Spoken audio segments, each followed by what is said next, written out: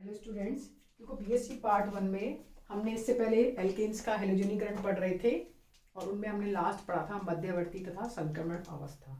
आज हम बात करेंगे रिएक्टिविटी और सेलेक्टिविटी। तो क्या होती है रिएक्टिविटी और क्या होती है सेलेक्टिविटी? तो देखो अभिक्रिया कितनी तेजी से हो, अभिक्रिया कितनी तीव्रता से संपन्न हो, कितनी फास्ट हो और उसमें कौन सा उत्पाद मुख्य उत्पाद के रूप में बने, ये सब क्या होता है रिएक्टिविटी और सेलेक्टिविटी कहलाता है। अभिक्रियाशीलता एवं वर्णनात्मकता कहलाता है कि अभिक्रिया कितनी तीव्रता से संपन्न हो रही है और उनमें कौन सा उत्पाद मुख्य उत्पाद के रूप में बनेगा, ये सब अभिक्रियाशीलता एवं सेलेक्टिविटी कहलाता है। जैसे आइसोब्यूटेन का अगर अपन क्लोरीनीकरण और ब्रोमीनीकरण देखें, आइसोब्यूटेन का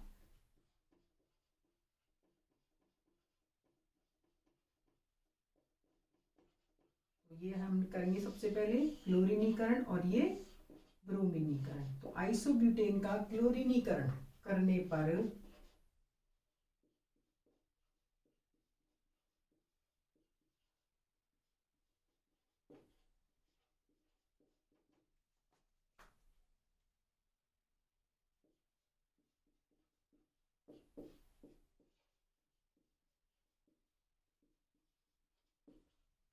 ये तो है 36%। अब इसमें ना अगर बात करें ब्रोमीनीकरण की,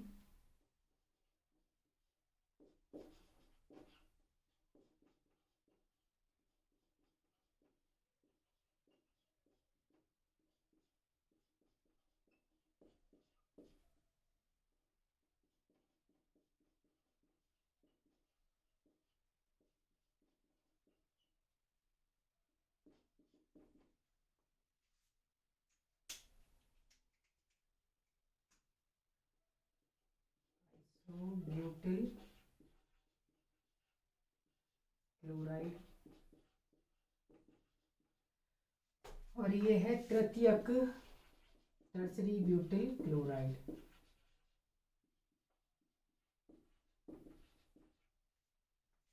ये वही से टर्सरी ब्यूटिल ब्रोमाइड और ये आइसो ब्यूटिल ब्रोमाइड।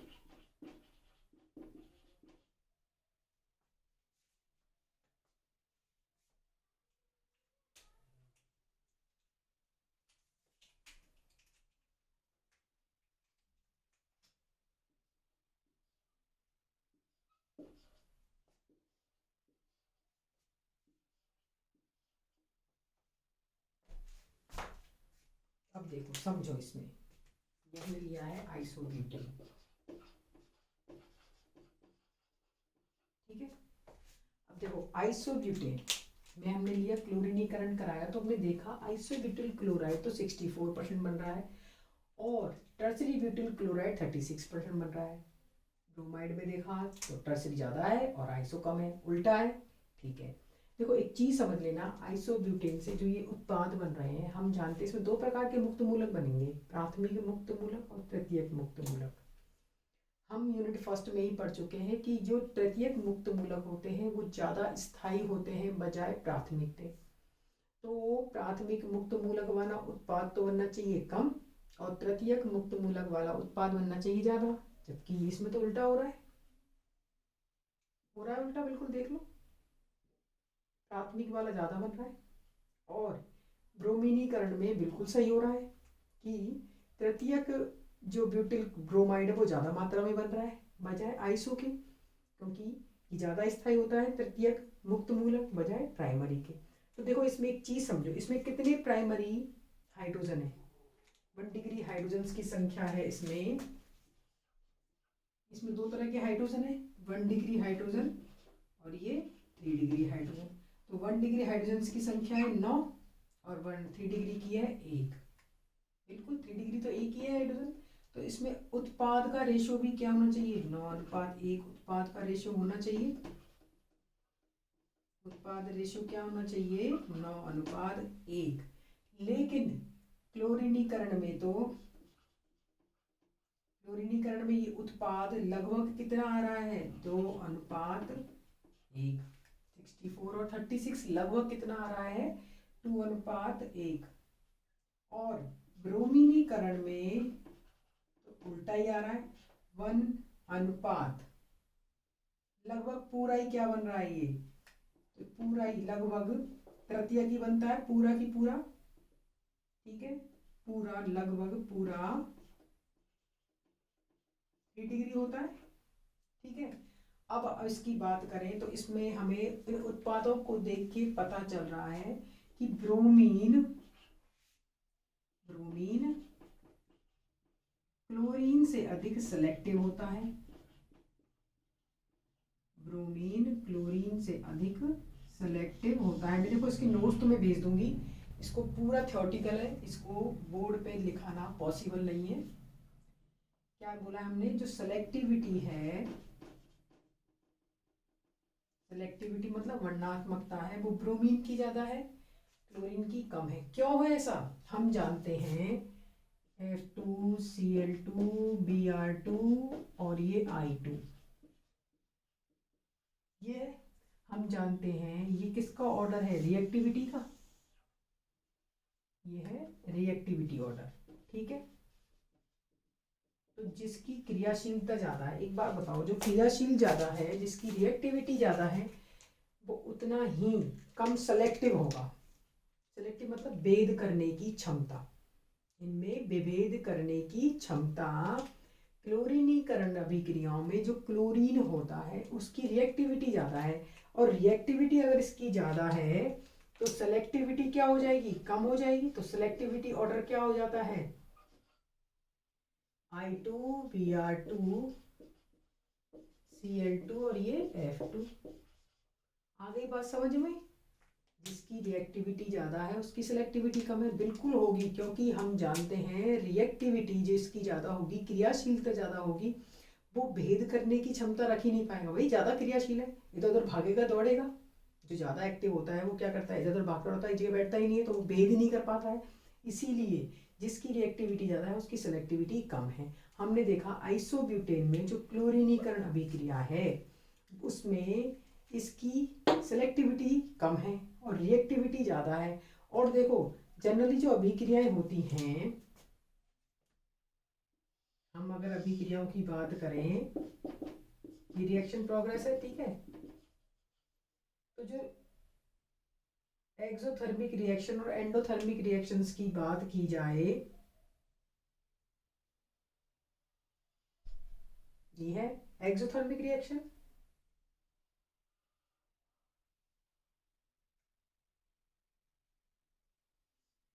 और ये है एंडोथर्मिक।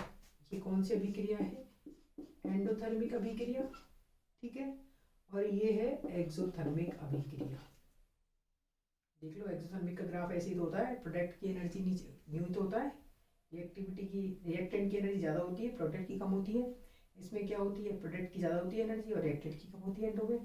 तो देखो जो एक्सोथर्मिक रिएक्शंस होती हैं उनमें संक्रमण अवस्था जो होती है या मध्यवर्ती जो होता है वो किससे ज़्यादा नज़दीक होता है, रिएक्टेंट से, ठीक है। और ये जो होती है इसमें ये प्रोडक्ट के अधिक नज़दीक होता है। आगे बात समझ में। अब अगर बात की जाए क्लोरीनीकरण अभिक्रियाएं क्या होती है, ऊष्माक्षेपी अभिक्रियाएं होती हैं।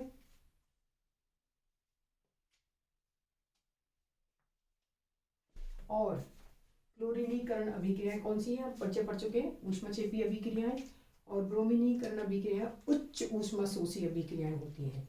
अब बात करें क्लोरीनीकरण की, तो देखो क्लोरीन क्या होता है, एक्सोथर्मिक रिएक्शन है, तो ये रिएक्टेंट से ज़्यादा समानता रख रहा है, रिएक्टेंट से, क्योंकि बनने वाला मध्यवर्ती इसमें क्या है, Cl मुक्त मूलक। तो Cl मुक्त मूलक अभिकारकों से अधिक समानता रखता है। अगर Cl मुक्त मूलक अभिकारकों से अधिक समानता रखता है तो ये भेद ही नहीं कर पाता है कि कौन सा मूलक कौन सा ज़्यादा मात्रा में बनेगा और कौन सा कम मात्रा में। मतलब कौन सा मूलक का मतलब है 1 डिग्री ज़्यादा मात्रा में बनेगा कि 3 डिग्री, ठीक है। तो Cl भेद ही नहीं कर पाता है, जबकि जो ब्रोमीनीकरण अभिक्रियाएं हैं वो उच्च ऊष्माशोषी अभिक्रियाएं होती हैं। उच्च ऊष्माशोषी अभिक्रियाएं होने के कारण ये प्रोडक्ट से अधिक समानता रखती हैं। प्रोडक्ट से अधिक समानता रखने के कारण ये भेद कर लेती हैं कि इसमें 3 डिग्री ज़्यादा है और 1 डिग्री मुक्त मूलकों का स्थायित्व कम है, तो ये 3 डिग्री को ज़्यादा बनाती हैं। आगे बात समझ में? वापिस सुनो, हम पढ़ रहे हैं सिलेक्टिविटी एंड सेलेक्टिविटी। तो कौन सी अभिक्रिया कितनी तो तीव्रता से होगी, और ये इसमें उत्पाद कौन सा ज़्यादा मात्रा में बनेगा, कौन सा कम मात्रा में बनेगा, ये सब अभिक्रिया की रिएक्टिविटी और सेलेक्टिविटी पर निर्भर करता है। हमने बात करी इसमें आइसोब्यूटेन की। आइसोब्यूटेन का हमने कराया क्लोरीनीकरण और कराया ब्रोमीनीकरण। तो क्लोरीनीकरण करने पर हमने देखा कि जो आइसोब्यूटिल क्लोराइड है वो तो 64% बनता है, और तृतीयक ब्यूटिल क्लोराइड 36% लगभग बनता है। ठीक है। अब बात करें ब्रोमीनीकरण की, तो ब्रोमीनीकरण में हमने देखा तृतीयक ब्यूटिल ब्रोमाइड 99% से भी ज़्यादा बनता है, और आइसोब्यूटिल ब्रोमाइड लगभग 1% से भी कम बनता है। ठीक है। अब हम जानते हैं आइसोब्यूटेन में 1 डिग्री रेडिकल है, सॉरी 1 डिग्री हाइड्रोजन है और 3 डिग्री हाइड्रोजन है। तो वी नो दैट कि 3 degree is more stable then 1 degree. तो ज़्यादा से ज़्यादा उत्पाद 3 डिग्री का होना चाहिए, जो कि ब्रोमीनीकरण अभिक्रिया बिल्कुल सही उत्पाद बना रही है, जबकि क्लोरीनीकरण में ऐसा नहीं है। और आइसोब्यूटेन में होना क्या चाहिए कि 9 तो 1 डिग्री हाइड्रोजन है और 1 3 डिग्री है, तो 9 रेशो बन के उसमें उत्पाद बनने चाहिए, जबकि दोनों में ही ऐसा नहीं है। देखो इसमें उल्टा है। क्लोरीनीकरण में यह लगभग कितना है, 2:1 है, और इसमें तो पूरा की पूरा उत्पाद ही क्या है, 3 डिग्री हाइड्रोजन वाला है लगभग। तो ऐसा क्यों है? ऐसा इसलिए है कि ब्रोमीन की सेलेक्टिविटी क्लोरीन से ज़्यादा होती है। क्यों होती है? क्योंकि हम जानते हैं जो क्लोरीन होता है ज़्यादा रिएक्टिव होता है। अब ये क्रियाशील ज़्यादा होने के कारण ये भेद करने की क्षमता इसमें क्या होती है, कम होती है। तो ये भेद ही नहीं कर पाता है which one is more stable.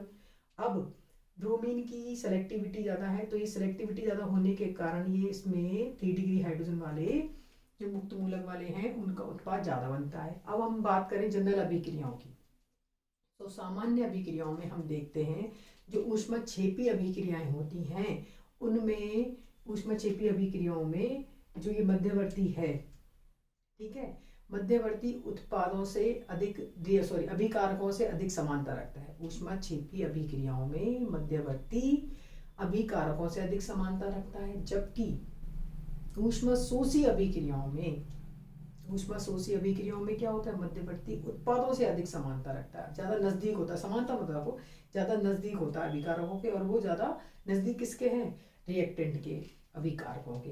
अब अगर बात करें क्लोरीनीकरण की, तो क्लोरीनीकरण अभिक्रियाएं ऊष्मक्षेपी अभिक्रियाएं हैं, हम पिछले लेक्चर में पढ़ चुके हैं। ऊष्मक्षेपी अभिक्रियाएं होने के कारण ये किससे समानता ज़्यादा रखती हैं, अभिकारकों से। अभिकारकों से क्लोरीन अधिक समानता रखता है, तो ये भेद ही नहीं कर पाता है कि कौन सा मूलक या कौन सा मध्यवर्ती अधिक मात्रा में बनेगा, ठीक है, कौन सा ज़्यादा स्थायी होगा। जबकि ब्रोमीनीकरण अभिक्रियाओं में ये अभिकारकों उत्पादों से अधिक समानता रख रही हैं। ऊष्मशोषी अभिक्रियाएं हैं, जो ब्रोमीनीकरण अभिक्रिया होती है वो उच्च ऊष्मशोषी अभिक्रियाएं होती हैं, इसी कारण ये अभी उत्पादों के ज़्यादा नज़दीक होती हैं। तो ये तुरंत पता कर लेती हैं कि 3 degree more stable then 1 degree, तो ये 3 डिग्री उत्पादों को अधिक मात्रा में बनाती हैं। ये ही होती है रिएक्टिविटी और सेलेक्टिविटी।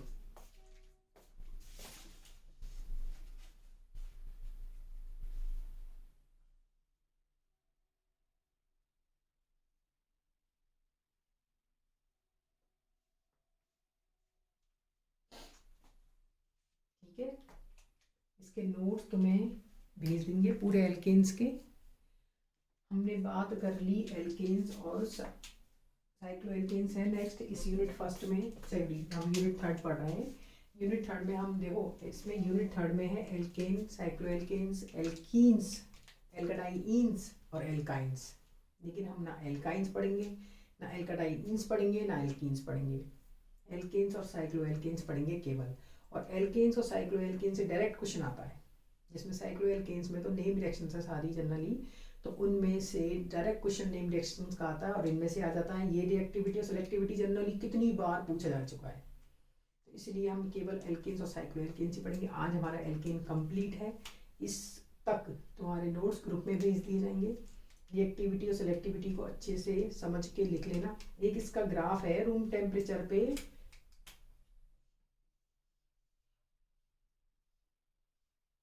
ये क्लोरीन का, ये ब्रोमीन का, 164, 3600, 1800 कुछ ऐसा होता है। और ये 1 डिग्री, 2 डिग्री और 3 डिग्री हाइड्रोजन्स हैं, ये होते हैं 1, 3 और 5, कुछ लगभग ऐसे होते हैं। तो इनको ये तुम्हें पूरे नोट्स, क्योंकि देखो अब इसकी सिलेक्टिविटी ज़्यादा है, रेशो भी बहुत ज़्यादा है ना, तो इसके नोट्स तुम्हें भेज दिए जाएंगे। समझ में तुम्हारे आ गया है कि अभिक्रियाशीलता और सिलेक्टिविटी होती क्या है। रिएक्टिविटी सिलेक्टिविटी एक दूसरे के अपोजिट वर्ड है, जिसकी रिएक्टिविटी ज़्यादा होती है उसकी सिलेक्टिविटी कम होती है। ब्रोमीन की सिलेक्टिविटी ज़्यादा है क्योंकि क्लोरीन की सिलेक्टिविटी रिएक्टिविटी ज़्यादा है, तो रिएक्टिविटी जिस क्लोरीन की ज़्यादा है तो उसकी सिलेक्टिविटी है कम, और वो उसमें क्षेपीय अभिक्रियाएँ होती हैं, इसी कारण वो अभिकारकों की से ज़्यादा पहचान रखती हैं या ज़्यादा नज़दीक होती है।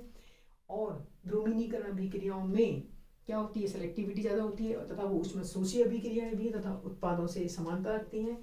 इन सब के बारे में हम पढ़ चुके हैं। नेक्स्ट लेक्चर में हम पढ़ेंगे साइक्लोएल्केन्स। ठीक है।